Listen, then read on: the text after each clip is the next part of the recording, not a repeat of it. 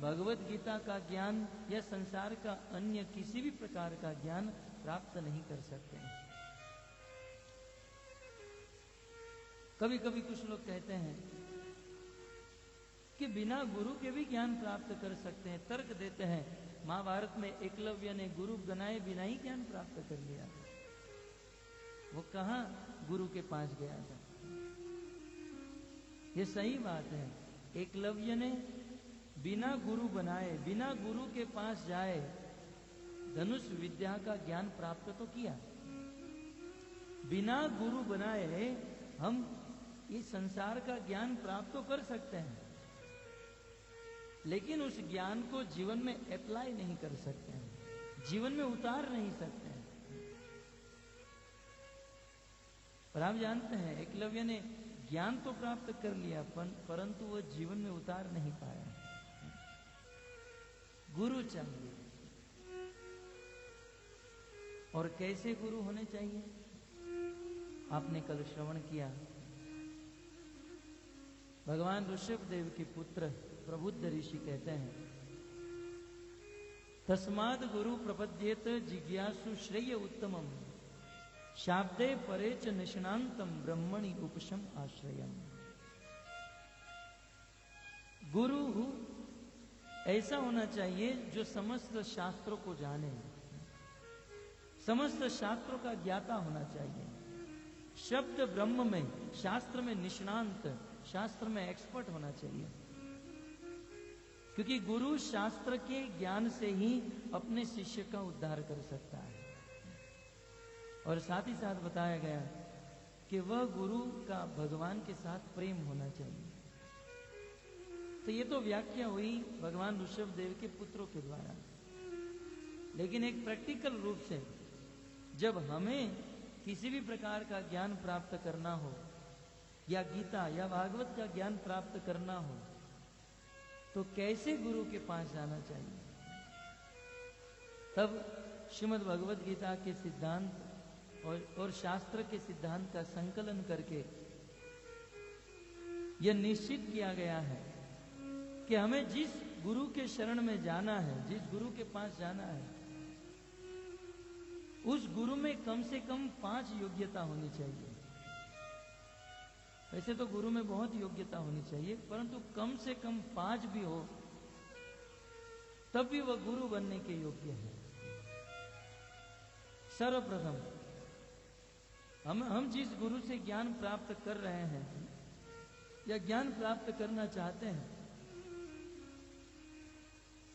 वह गुरु अपने आप को भगवान नहीं समझना चाहिए। इस संसार में प्राय देखा गया है, कुछ गुरु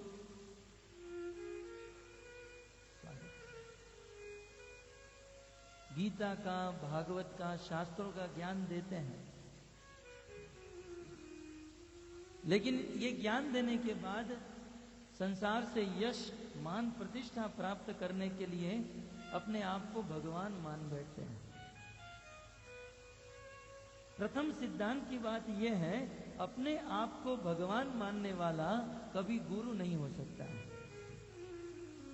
क्योंकि गुरु तत्व जो है ये एक अलग तत्व है। गुरु कभी ईश तत्व नहीं बन सकता है। गुरु सदैव भगवान का दास होता है।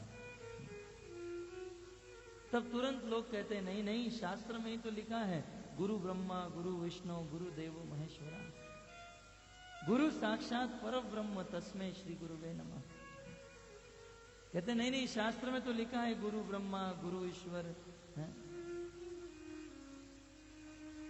परंतु भक्तों शास्त्र में लिखा है, लेकिन शास्त्र के इस श्लोक के कहने का भाव क्या है, इस बात को समझना होगा।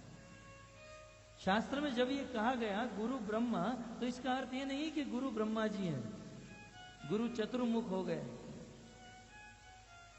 शास्त्र के इस श्लोक का तात्पर्य यह है कि गुरु ब्रह्मा जितने पूजनीय हैं, गुरु को ब्रह्मा की तरह आदर देना चाहिए। गुरु विष्णु नहीं है, गुरु महेश, गुरु शिव जी नहीं है, गुरु विष्णु और शिव जी जैसे महान है। यह है शास्त्र के कहने का भाव। यदि गुरु शिव जी होते हैं तो शिव जी का कार्य है प्रलय करना। जब इस संसार की अवधि समाप्त होती है तब शिव जी 11 रुद्र के रूप में प्रकट होते हैं और बहुत बड़ा तांडव नृत्य करते हैं और इस संसार का प्रलय करते हैं। पूरे संसार में रहने वाले सभी जीवों का विध्वंस कर देते हैं। यदि गुरु शिव जी है, यदि गुरु महेश है, तो गुरु को कहिए जरा थोड़ा प्रलय करके तो दिखाइए।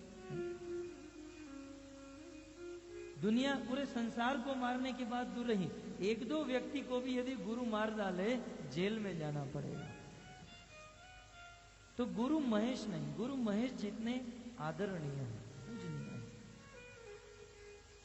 गुरु विष्णु नहीं है, विष्णु जैसे पूजनीय है। गुरु कभी भगवान नहीं हो सकते हैं। अपने आप को भगवान कहने वाला कभी गुरु नहीं। हमारे परंपरा में श्री प्रभुपाद जी के गुरु हुए भक्ति सिद्धांत सरस्वती महाराज, जिसको सिंह गुरु कहा जाता था। शेर की तरह गर्जना करते थे। एक समय की बात, वृंदावन में एक गुरु अपने आप को भगवान मानता था और हजारों शिष्यों को साथ में लेकर चलता था। और भक्ति सिद्धांत महाराज को, इस प्रभुपाद जी के गुरु को पता चला कि ये अपने आप को भगवान मानता है। उससे रहा नहीं गया और जो गुरु अपने आप को भगवान मानते थे उनके मुंह में हाथ डाल दिया और जोर से उसके दांत को खींचने लगे। बोले छोड़ छोड़। बोले आप तो भगवान है ना, भगवान को थोड़ी ना दर्द होता है। अरे नहीं, छोड़ो छोड़ो, मुझे दर्द हो रहा है। बोले नहीं, तुम तो भगवान हो। बोले मैं भगवान नहीं हूं, छोड़ो मुझे। तब भक्ति सिद्धांत महाराज ने कहा, तुम भगवान नहीं हो तो संसार में प्रचार क्यों करते हो? भगवान जो होते हैं वो कभी बूढ़े नहीं होते हैं। आजकल के गुरु बूढ़े हो जाते हैं, व्हील चेयर के ऊपर बिठाकर एक स्थान से दूसरे स्थान पर लेकर जाना पड़ता है, पैरालिसिस का अटैक हो जाता है। तो भगवान एक अलग तत्व है, गुरु कुछ अलग तत्व है। और जो गुरु अपने आप को भगवान मानते हैं वह गुरु गुरु नहीं है। प्रथम योग्यता, गुरु भगवान का दास होता है। तत्पश्चात दूसरी योग्यता, वह गुरु जिससे हमें गीता और अन्य ज्ञान प्राप्त करना है, वह गुरु कृष्ण का भक्त होना चाहिए। कृष्ण का, राम का या लक्ष्मी और विष्णु का भक्त होना चाहिए। आप कहोगे आप राम और कृष्ण के भक्त हैं इसलिए बोलते हैं, नहीं, ये शास्त्र में लिखा है। दो प्रमाण दूंगा। चैतन्य चरितामृत में लिखा है, कीबा विप्र कीबा न्यासी केने शूद्र नहीं, यही कृष्ण तत्ववेता से ही गुरु है। जो कृष्ण के तत्व को पूर्ण रूप से जानता है सही वही गुरु हो सकता है, अन्यथा नहीं। और गुरु की जाति पाति नहीं देखी जाती। हम जब भी कोई गुरु बनाने जाते हैं तो उसकी जाति नहीं देखते हैं कि ये किस जाति का है।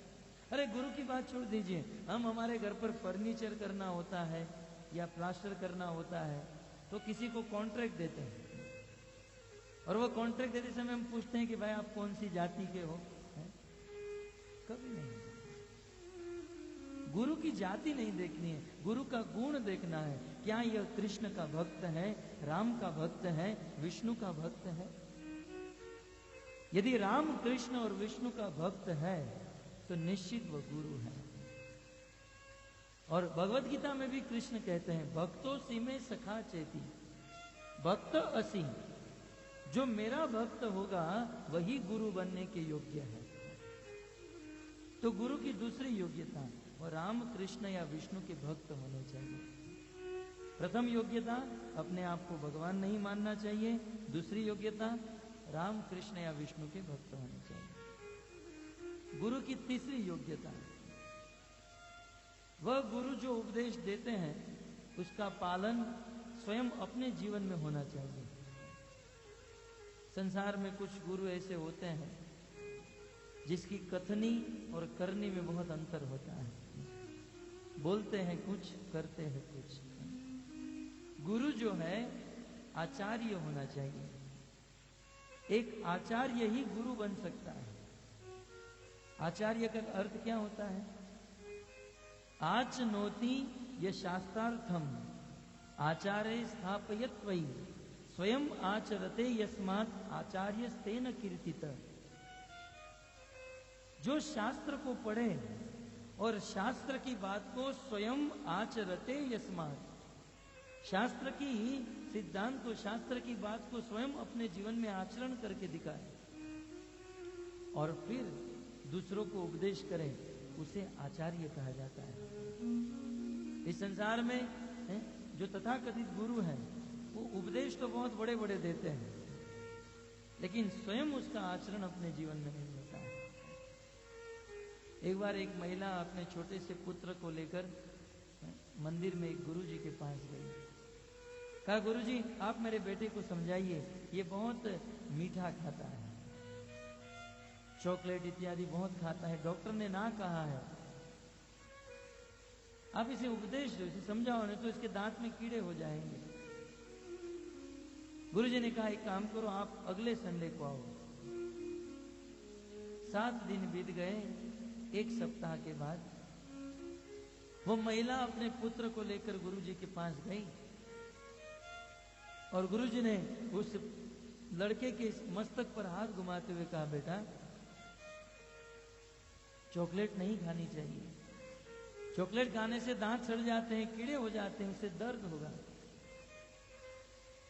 और इतना सा कहने से वो बेटे ने उस बात को स्वीकार कर लिया।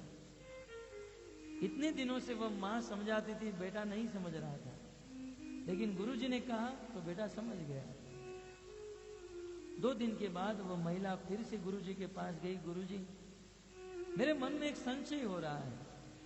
बोले, पिछले रविवार को जब मैं आपके पास आई और कहा कि इसको उपदेश दो, तो आपने कहा कि 7 दिन के बाद आना, और 7 दिन के बाद जब आई तो आपने केवल 2-5 शब्द बोले और मेरे बेटे ने उसे स्वीकार कर लिया। तो आपने ये बात 7 दिन पहले ही क्यों नहीं बताई? तब गुरु ने इतना ही कहा कि जब 7 दिन पहले आप मेरे पास आई थी ना, तब मैं भी चॉकलेट खाता था, मुझे भी चॉकलेट खाने की आदत थी, मैं भी बहुत मीठा खाता था। अब जब मैं मीठा खाता हूं, जब मुझे चॉकलेट खाने की आदत है, तो मैं दूसरों को वह उस कार्य से कैसे मुक्त करा सकता हूं? इसलिए 7 दिन तक मैंने उसको त्याग दिया, और जब मैं इस बात पर दृढ़ हो गया, यह मेरे जीवन में उतर गया, तब मैंने इसको उपदेश दिया और इसने स्वीकार किया।